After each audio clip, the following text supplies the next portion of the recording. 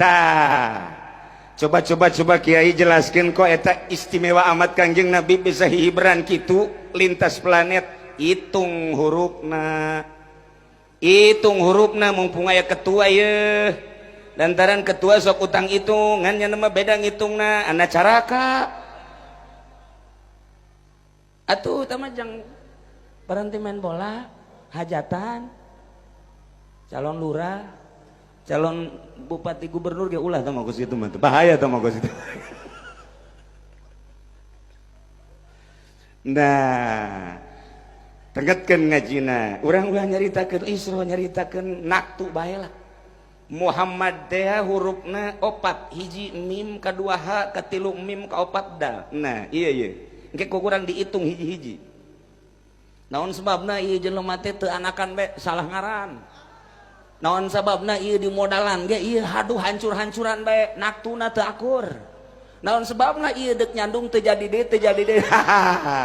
Ieu kurang kumaha kondangna Kiai Zainuddin MZ nyandung mah ampuneun cenah. Mamin sakitu gendutna pelebah nyandung waduh no. Teu bisa ceknya na. Haji Agus Salim doang anu tamatnya na ge. Gih ngan 2 doang nya na ge. Katilu mah kokoprak ajur deui bae. Hese belum ngaran urang robah abeh barisan nyandung cak awewe sial ya Kiai ulah waka tenang heula awewe kalem heula kayak dihitung abeh hatena leuleus. Muhammad urang asupkeun kana tu abajadun hawazun hatayun kalamanun sa'afasun. Coba mim adalah kalamanun 40 naktuna ha 8. Coba sekretaris 40 jeung 8 sabaraha? 48 tambah mim deui 40. 48 jeung 40 sabaraha? 88 jeung dal 4 jadi sabaraha? 92. Cokot puluhanana 90, cokot hijianana 2. Nu 90 eta adalah rubul falakiyah. Rubud dairatil falakiyah. Lamun urang ngaji falak ieu bumi dibelah 2 ngaranna garis khotul istiwa mun di luhur ngaranna madarul i'tidal belah 2 nu hiji ngaranna shimali nu hiji ngaranna janubi aya rumusna dina ilmu falak afhamtun maysarhun yunjahun nusarun agasun sabsunjun burujun shimaliun April Mei Juni Juli Agustus September burujna adalah shimali kaler Agasun sepsunjun sepsunjun ok mizun dop akzun deskauzun janjatun pedaltun burujun janubiun. Nah iya adalah bagian kidul cekolot baheula mah budak mata poe di kidul beas mahal ya Cilongok wari teu nyaho beas mahal nu penting mah dahar bae deuk maling deuk naon sabodo geus teu main hitung-hitungan bari mah. Nah Kangjeng Nabi 90 belah 2 kuari jang masyrik jeung maghrib saparapatna ngaranna rubul falakiyah rubud dairatil falakiyah 1/4 dunia bangsa falak al maj'ulah litajalli asraril awqatil ubudiyah pikeun ngajelaskeun rahasia-rahasia waktu jang ibadah ka Gusti Allah Subhanahu wa taala disebutna ghayatul irtifa. Lamun geus ghayatul irtifa moal aya deui mata poe nu pangluhur-luhurna ialah ghayatul irtifa. Didinyalah dina falak eta direrubu pikeun nganyahokeun sanah taun, pikeun nganyahokeun syahr bulan, pikeun nganyahokeun usbu, pikeun nganyahokeun poe, pikeun nganyahokeun beurang jeung peuting, pikeun nganyahokeun jam, pikeun nganyahokeun darajah, pikeun nganyahokeun menit, pikeun nganyahokeun sawani, sekon dan lain sebagainya. Iyalah Kangjeng Nabi urang, Kangjeng Nabi Muhammad sallallahu alaihi wasallam rubu didinya aya khoetna.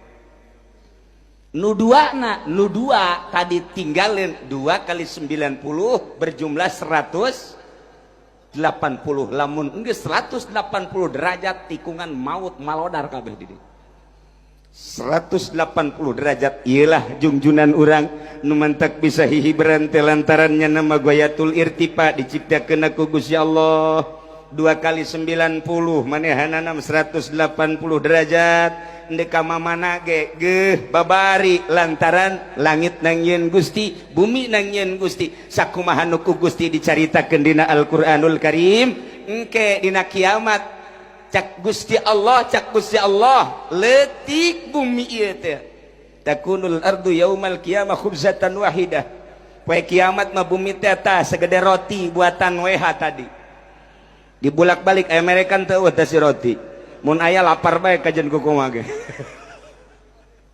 dibulak-balik dunia teh leutik cik Gusti Allah teh ada ka mana sia camat beres henteu urusan kecamatan Siamat Kapolsek beres henteu di kecamatan Pasar Kemis aya pamalingan sabaraha aya rangda leungit sapeda geus dibere deui teh encan geus cek Kapolsek rangda nu mana nu ngora nu kolot kenapa habak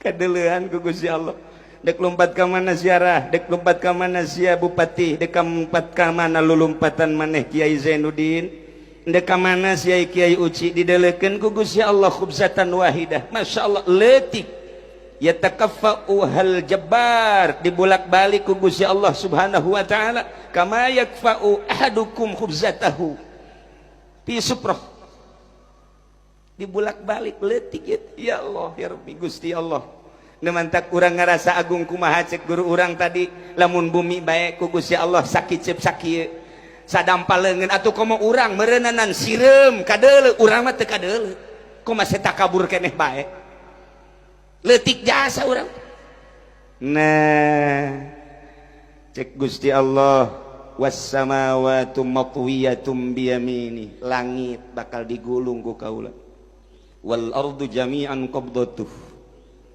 leutik wal ardu jami'an qabdatuhu was samawati matwiyatum biyamini lah dek dirusak samenit nah ngabangun 1000 tahun tadi dirusak samenit engke mah komo kiamatna nah kasimpulanna Kangjeng Nabi ieu adalah rubu mun dicaritakeun mah panjangna luar biasa ai rubu teh jang ukuran barometer ieu teh jam sabaraha bisa make rubu ieu teh waktu jam sabaraha bisa make rubu didinya bakal kanyahoan waktu teh tulung usamsi muncul panon poe jang waktu salat isyraq aya didinya teh kemudian duha sugro duha kubro ngalengkah saeutik goyatul irtifa na ieu teh aya zilul istiwa waktu zuhur naik deui ka ditu waktu asar naik deui waktu maghrib naik deui waktu isya naik deui waktu subuh aya kabeh didinya bakal kanyahoan hukum-hukum ya haram ya makruh ya wajib ya sunnah ya mubah ialah barometer adalah rubu italah sosok Kangjeng Nabi urang Kangjeng Nabi Muhammad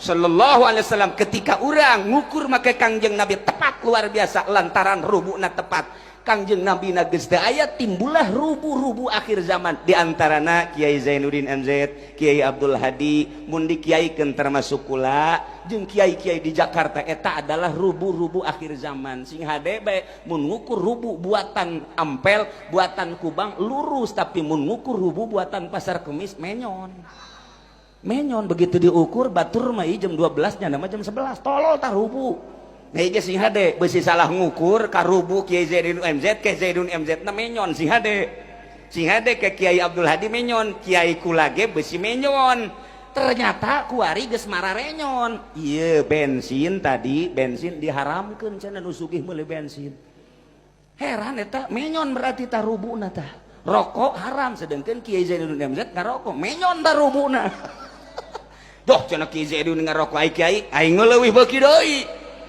emang beki jasa kiai henteu ngajawab anu ngaharamkeun aing mah lain beki-beki teuing bahwa ngarokok halal mantak aing mah ngalepus bae lain beki beki bae meureun nya kitu ongko meureun Gitulah hadirin kaum muslimin wal muslimat rahimakumullah. Nah ilah rubu Kangjeng Nabi merupakan suatu barometer yang ngukur kahirupan orang. Waktu aya didinya, hukum-hukum aya didinya, keadilan aya didinya, jangan nyahokeun segala rupana aya didinya. Maka mudah-mudahan kiai-kiai pejabat-pejabat mudah-mudahan sing jadi rubu anu sarua jeung rubu Kangjeng Nabi Muhammad sallallahu alaihi wasallam. Mudah-mudahan rubu-rubu di akhir zaman ieu rubu anu henteu malalinteng hoetna, teu malalinteng rubuna bisa pakai bener-bener ukuran masyarakat. Amin ya robbal alaminah mah doakeun para kiai terutama kiai urang nu di Jakarta mudah-mudahan urang eueuh harapan deui ieu teh saat Wahabi kuari nyerang saat Muhammadiyah atau tipe-tipe Wahabi nyerang nah iyalah aya kiai urang di Jakarta